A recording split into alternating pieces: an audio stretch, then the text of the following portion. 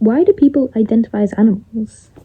Unless you've been living under a rock, you've probably seen TikTok videos where people are wearing animal masks, running around on all fours, claiming to be a wolf. Well, there's a lot more to it than that.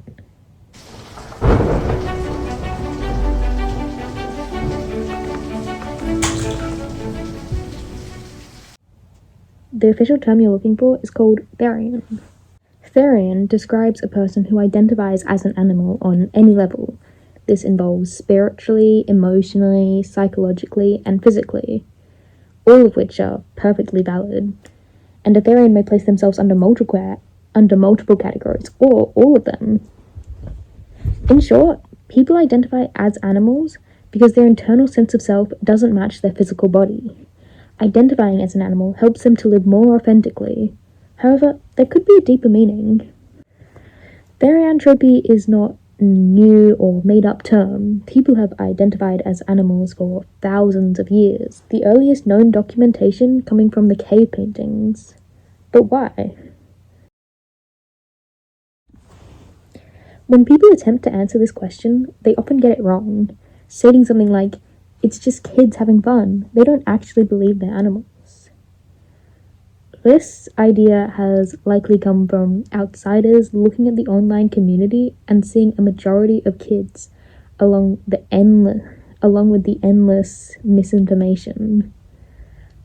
But if therians aren't just kids having fun, then why are there so many young people in the community?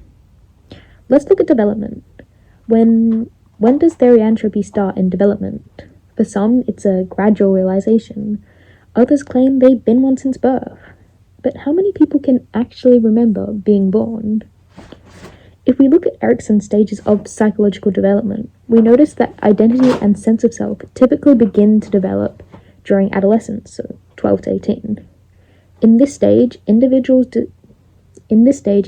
explore different social roles, beliefs, and values to build their sense of self.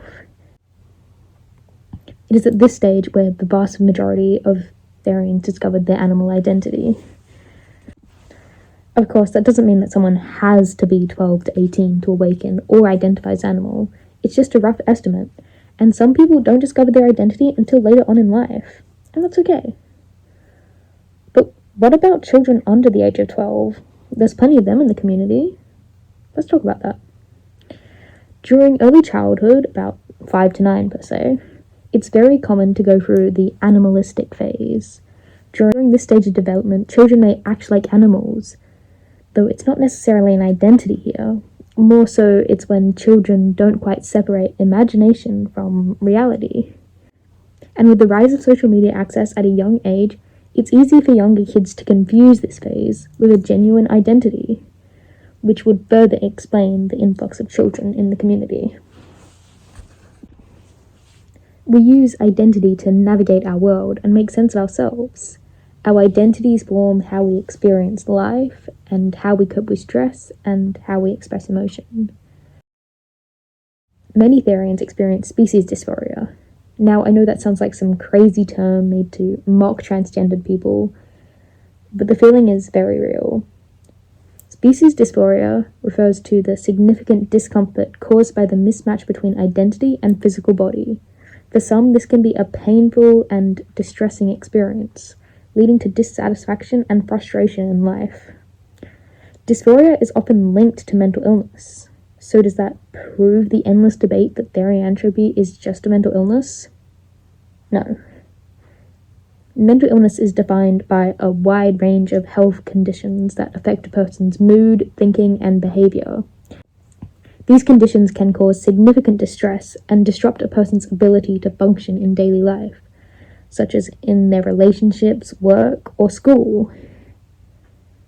One of the main criteria for a mental illness is that it causes significant distress or impairment, and many therians live happy and functional lives.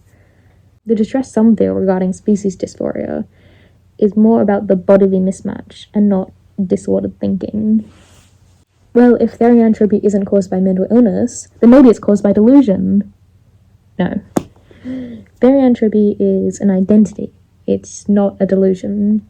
Therians are generally aware of their humanity and they understand that the identity is not a physical reality. The term delusion gets thrown around really loosely online, but clinically speaking, it does not match the definition of therianthropy. So now I've briefly gone over 3 topics, but I haven't answered the burning question: why do people identify as animals? A few weeks ago, I held a poll on my channel, and out of 108 answers, 75% of therians say that they were neurodivergent or questioning whether they were neurodivergent. So is therianthropy linked to neurodivergence? It could be.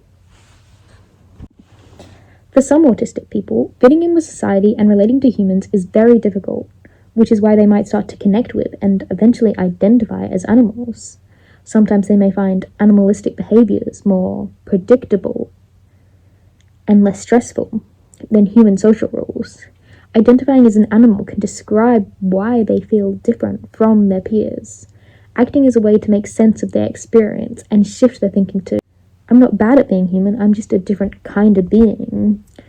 Thinking of themselves as an animal helps them to understand their feelings and identity. Most therians also describe sharing personality traits with the animal or animals they identify as, stereotype, which acts as key evidence in displaying therianthropy is a guide for understanding oneself better. I'd also like to discuss trauma. Trauma, especially interpersonal trauma, so abuse, neglect, or betrayal from caregivers, can make being human feel unsafe. Humans hurt you. Human society feels corrupt, dangerous, or untrustworthy. Identifying as an animal can be a way of psychologically distancing yourself from the species that caused you harm. It's a protective move, kind of like a survival strategy.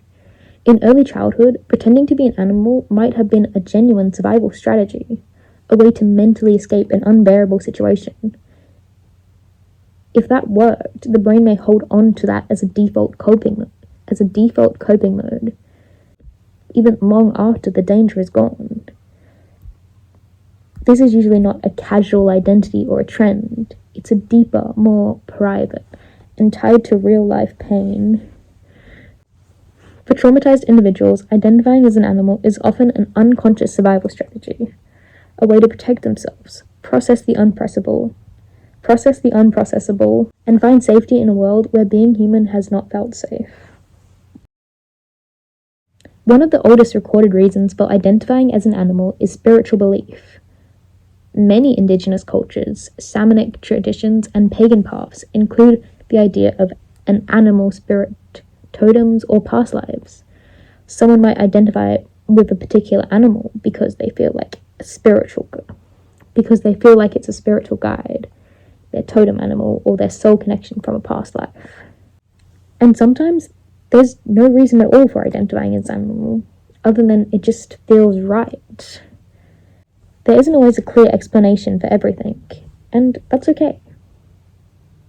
Of course, research on therianthropy is very limited, and there are dozens of reasons why someone might identify as an animal. It's not wrong, a mental illness, or a delusion, just a unique identity.